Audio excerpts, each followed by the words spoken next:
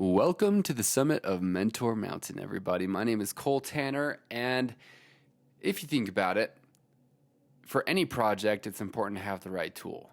And our bodies are the only tool we have to fulfill our purpose in life. So it's important we take good care of it. So we have personal trainer Tom Whatcott on the podcast today, and he's going to give us some wisdom that I, for one, was relieved to hear when it comes to taking care of my body. And I think that you'll find some wisdom within what he has to say. He's also launching a business called DivFit, which is customizing personal gyms within people's homes and commercial areas. It's really cool. So we'll get to hear a little bit about that as well.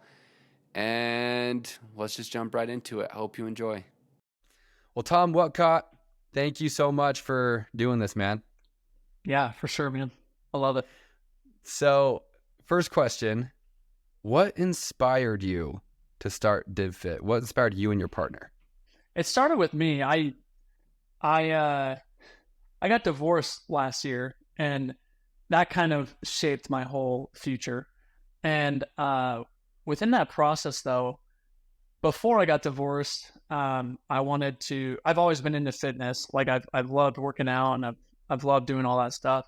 I really like the human body. I think it's super interesting, muscles, just the looks of everything. And so I've always wanted to have a gym until the last few years, because gyms just don't make money anymore.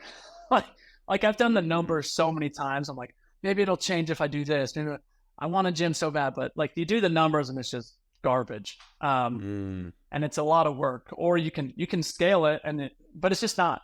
I don't think a gym is my actual passion. So I tried to do, when I was living in St. George, I tried to make a gym. I was like really set on like looking at some spaces and like starting a gym. But in my marriage, and I actually don't regret my marriage at all. I learned so much. And my divorce, I learned so much. It was the hardest time in my life, but I learned so much about myself. But I found that near the end of my marriage there, I was pretty lost. Like, I didn't know where the Tom went, like where'd he go? Because I don't feel like myself. I'm not acting like myself. I'm not doing the things I want. I'm not Tom. Where did he go? And so in that process, I switched majors and I did everything, because backstory of everything, but I went into accounting, and I'm not an accountant at all. Like I am not even close. I'm a people person.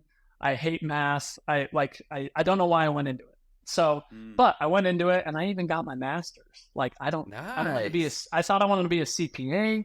I was studying. Well, that's impressive. Exams. You did that. That's a grueling process. It's like it was. I hated accounting. Yeah. So I got all that, and I thought I wanted to be a CPA. And then I was actually working an accounting job in school, and it was a sales tax place down in St. George. And they hired like a life coach team to like come and like help us work together as a team better and recognize everyone's strengths. And if you've ever heard of the Clifton Strengths Assessment or whatever, it's a really cool one. You should look it up. Just Clifton. But it orders 34 strengths from your strongest to your weakest. And mine were all like includer, futuristic, communication, wooing people, like all these, and adaptability, like all these kind of like more outgoing, like go-getter type personality and strengths. And the life coach got on the call with me, and she's like, she didn't even say hi to me. Like the first thing she did, she was like, "Hey Tom, before we start this call, I just want to ask you, like, why are you in accounting?" And dude, I don't even know her name. I forgot her name, but if I ever see her again, I'm going to give her the biggest hug, because she it clicked that day. I looked at her and I was like, I don't know. Like, I hate it. That's so crazy. Yeah. So that started my thinking. And then around that same time, my coworker at that same place, he said, I'm on the board of my HOA, and we always talked fitness with each other. And I had a pretty nice home gym set up where I was in St. George at the time at my house, and he basically came to me and he's like, "Hey, like, I know you like home gyms and you're into fitness." He's like, "Could you like could you redo our HOA gym, clubhouse gym?" And I was like, "What do you mean?" He's like, "Well, you seem like you know what you're doing. Like, could you get rid of our stuff and order new stuff and put it all together and just like create a cool gym?" He's like, "I'm on the board. I could approve a budget." And I was like, that sounds so fun. So, so cool. long story short, I ended up doing that. And when I was doing it, when I finished it, I was like, that was the most fun I've had in years. Like, not even like, I had so much fun. I was doing what I loved. It was cool because I was in the gym, but I wasn't having to like run a gym. I was like, this has potential. And then I started thinking, there's so many HOA clubhouses in St. George that like could use this, but I don't think HOAs are the answer because they don't want to fork out the money and they don't make money on the gym. It could be in the future. There's a lot of red tape with HOAs. Right. But I think if we were able to do it with that one, I think there's more that would do it. I just don't want to put the time and energy right now into HOAs. But anyway, that's how it started. And so I made a business card. I took it around St. George. I took it to like interior designers, anyone I could think of, right? Yeah. And one of them told me to go take it to this one place, and I took it, and they ended up calling me. They were like, "Could you do a parade home?" And parade of homes is like, you fork out everything, right? You pay for everything, you do everything. But it's really cool advertising. So it's great. It's huge in Utah. Yeah. The funny thing is we only got one job from Parade of Homes. Wow. I was in the process of my divorce, and I wasn't down there, and I wasn't able to do everything I wanted to with it. It was so annoying. Mm-hmm. But we got another job from it. We did it, and it turned out really well. And but I did the parade home. It was all in the process of my divorce. I moved back up to northern Utah, and Stu was divorced at the same time. Me and Stu, we went to high school together. We went to the same church mission together on the same day at the same, like, left on the same day, hilarious. Came home on the same day.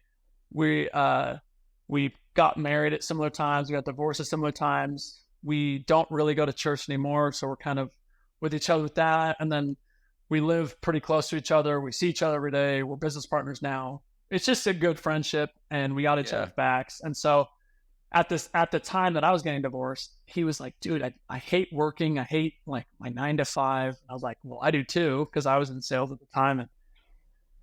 And he was just like, "Let's just start something, dude. Like, let's go clean gutters or go get a generator and like clean driveways." And I'm like, "I don't want to do that." Like, I said, "Okay, you're a good friend. Like, I got this idea, and I think it can take off." And so I approached him with it, and he was like, "Yeah, let's go." So we just have started this, and it's kind of just evolved. We did the home. We've done a few jobs now with each other up here and down in St. George. And so it's been fun. That's how it started, though. Kind of weird, but. Oh, that's great. I have a question for you because I know you do personal coaching as well. Yeah. When should someone elect to use cardio versus anaerobic exercise? Well, I think in the fitness world, I think everyone confuses cardio with weight loss. Like, we hear cardio, we're like, "Oh, we got to lose weight, go do cardio." Like, I don't know how cardio became this weight loss term.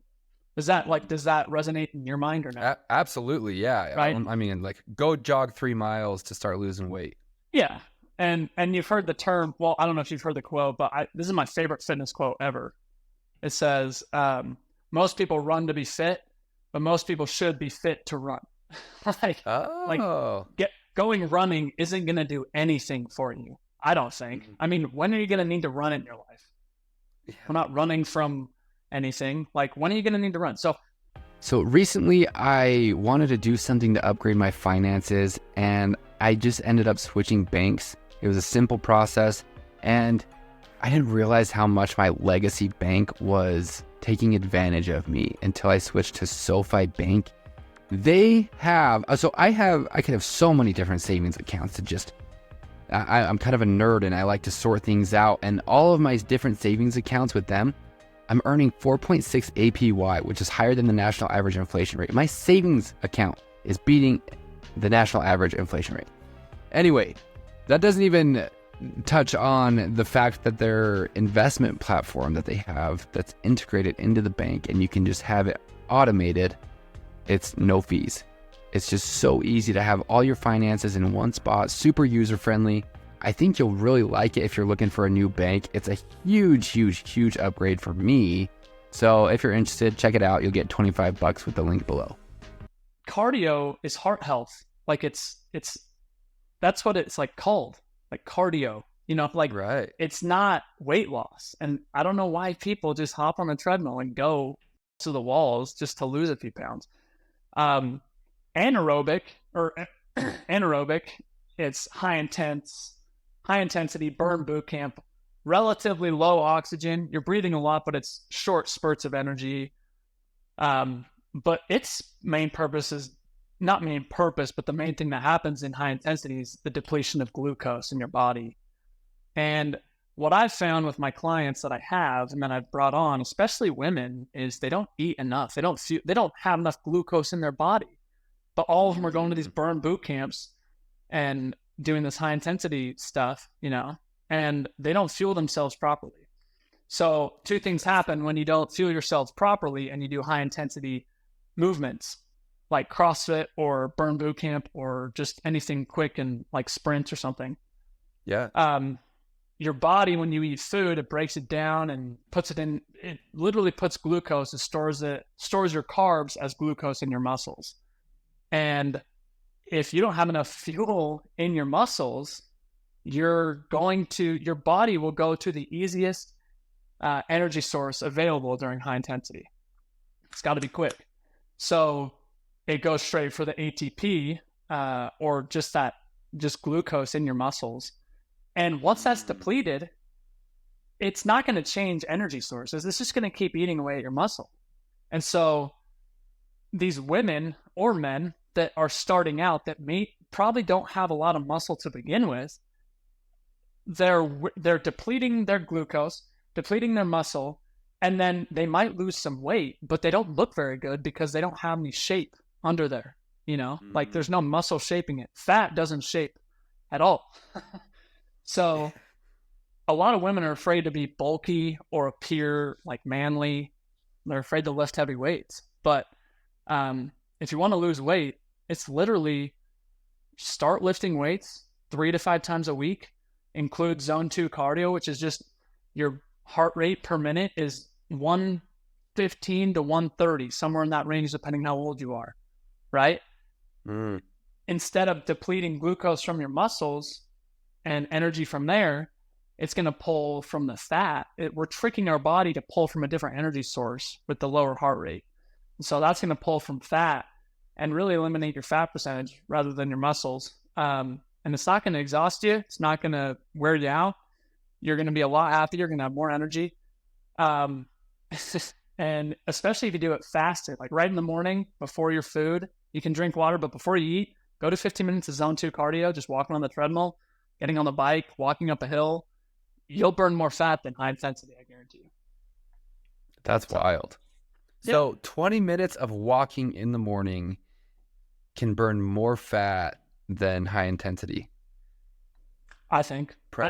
Wow. I've seen studies on it, and I've seen it with my clients. Like, I have this one client that does high intensity like 3 times a week, and I finally told her, like, we got to stop. Your body's like tired. It's not burning at this point. Yeah, your Apple Watch says you burned X amount of calories, but it doesn't work like that. Like, you're exhausting your body. You're not fueling enough. You're not eating this throughout the day. Like, this isn't good. Let's stick to a schedule. Let's lift weights. Let's get some metabolism going. Let's do some zone 2. And I promise you, just stick with it for 2 months and you'll see some results. But too many people want an overnight fix. So they do high intensity and they feel like, oh yeah, I got that. Like, felt good. And then the dopamine response, and then all the community's doing it, and they're with their girlfriends at burn boot camp. And yeah, I'm not against burn boot camp, but there's better ways. No, but when you are doing high intensity workout, you wake up in the morning or whenever you do your workout, and it's time. The time comes, and you don't have the motivation sometimes because you know how brutal it is sometimes. Yep. And it's fun to conquer mental battles, but just going for a walk, that sounds so much better. And especially go for a walk in the morning, and then after each meal, go for a 5 to 8 minute walk. Like, too many people rush their food. They're at work. They got to work. They got to rush it. And then they just go sit at their desk. That's the worst thing. Just go do jumping jacks for 5 minutes. I don't care what you do. Just start moving after you eat, and you'll see a lot better response in your body, in your digestion, in your energy, in your, like, you won't be tired, lose weight. It's just, walking's incredible, dude. Oh, that's so cool. So a lot of people, you say women especially, don't eat enough carbs. Not even carbs, just food in general. Really, it boils down to protein. Yeah, like, I think all the women I've brought on have been like 800 to 1,000 calories a day. And it blows me away. Like, I'm like, how are you living? Yeah. How are you not hangry all day? And they're like, I just don't eat. I'm like, well, we got to fix that. Like, food is good. Food is fuel. Let's eat. Yeah. Let's enjoy it, you know? So I like to think about it like you're filling up your body. Some people do like the fasting. I'm not a big fan of that. I'm a fan of it if it works for you. That's what I'm a fan of. If it works for you, do it. If you see results, do it. Like, maybe my thing isn't the absolute best for you, and maybe your body will respond better to something. I don't think it will, but do what works for you. But I think that eating throughout the day in small amounts, like I eat about 700 to 800 calories at a time. And I'm eating 4,300 calories a day. I'm trying to bulk right now, right? So I have to space it out. But like for women who just like don't eat breakfast all through, and then don't eat lunch, and then just like cram it all in at night, what do you think that's doing? Like, you're overloading your body with all that stuff, and it's not utilizing it properly. If you eat breakfast and then go walk and then start your work day, and then have your body get used to utilizing that energy, and then eat lunch, go walk, utilize the energy till dinner, go, like, you know what I mean? It's like filling up your car to get to the next gas station. We can't make it all across the country in one tank. That's terrible. You can never do that for your car. But if I'm going to Vegas, I'm going to fill up in Salt Lake. I'm going to fill up in St. George. Then I'm going to go to Vegas. I'm probably going to fill up a little bit there too, you know, and your car can just constantly run. So, yeah. Oh, that's wonderful. And that's something that is, I had no idea how good walking was for fat burning. I knew walking was good. And you know, you compare running to walking and how running can hurt your joints and hurts you that way. So it's like, man, just walk at a good pace. But I've never thought about walking for fat loss. And don't walk slow. Like, try to make it a brisk walk. But like, if you're going to start running, I would actually tell people to go find a running coach. Even though it's more money, go find a coach, and they'll teach you actually how to do it. And you won't hurt as much, and you'll probably burn more fat. But start with walking. Yeah, that's great. Well, thank you. That is great wisdom to have. Now I kind of want to switch it back to you. And I ask this question because life isn't fair, right? It's not fair for any of us. We all have different advantages. And I want to ask you, what's one unique advantage you have had in your life that you've been able to utilize? For my business or for my... Any aspect of it. I do have a good physique. Okay. Like but if you say your physique, I'm shutting this call off right now. Okay, yeah, I know, but hear me out. I have two things. I'm kidding. I know. I'm lean, right? Like, but it bugs the crap out of me when people say, "Oh, you just started out lean." Like, "Oh, you just have good genetics." I don't think it works like that. You know why? Because I am the most fit person in my whole extended family generations back. Like you take any of my family right now, any one of them, mom's side, dad's side, down 4 generations. No one looks like me. I've worked my butt off, and it's taken every day for years to get where I am. and I'm eating 4,300 calories a day right now, but like gaining muscle is actually really hard. Weight loss is really hard. Gaining is really hard. It's all, but I think I do have a good physique. I will put that out there. Like I have a good shape of my body. But the other advantage, I think I love people. I don't know where it came from, but I am so extroverted and I want to know every single story of any. Like if I had my way, I wish I could just get to know everyone in the whole world at once and like hear their story, what makes them, what makes them tick, what gets them out of bed. So I think like in my business, like we approach people a lot. We network a lot, me and Stu. And Stu's the same way. Like we're both just driven by people. And we want to help people and we want to make friends with all sorts of people. And so I really do think like I'm not afraid to put myself out there. I'm not afraid to like be myself, and I'm not afraid to talk to anyone I want. So that's a huge advantage, especially I think in our day and age when everything is screened through technology. Yeah. And you don't have that human connection anymore. To have that ability and desire to, I think that's great. And really, when we get to know people, there's no room for hate when you have full understanding of somebody. Agrees. So. Totally agree. Yeah. Like if you understand someone's background and what makes them, like why they are the way they are, it makes you love them more, like it's crazy, but I just love meeting people and hearing their stories. So that's cool. I think that's my advantage. That's great. Well, thanks for sharing that. And I asked that for all of you out there listening. Think of your unfair advantage. Think of what you can do to, take advantage of your unique opportunities, whether it's your amazing physique or love for people or just your connections. But I will say like my unfair advantage, and like I am not a smart like thinker. Like I am not quick to learn anything. Like put a textbook in front of me. I'm not a school person. Like at Timpanogos High School, do you remember Miss Richardson? I do. Yeah. Math teacher. She's so great. Yeah. She's lovely. Well, no, I love her.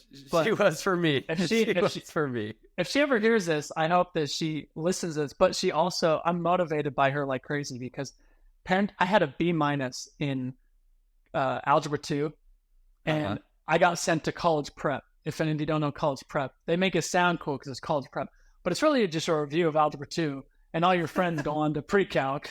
And I had a B-, but like, so I was doing okay. Like midterm and parent-teacher conference, my mom comes up to the table in the gym, with all the teachers, and she's like, "Why are you sending my son to college prep?" And she goes, she doesn't know how much this shaped my life, like at all. But she said, "I'm sending your son to college prep because I'm concerned about his thinking level." Oh. And like, I heard it and I was like, ouch. Am I dumb? God. Oh, like, am I stupid? Man. And my mom's like grabbing my leg under the table because I think she's about to punch this lady in the face. Oh, yeah. And she That's goes, heartbreaking. Yeah. She goes, "What do you mean?" And she's like, "Well, when I'm on step 5, he's always on step 2. So, honestly, the next 5 years, that really affected me. And like in school and in college, I just always thought, I'm just dumb. I can't get this. Like, I'm just dumb. And it really affected me to the point where I really thought I was just stupid.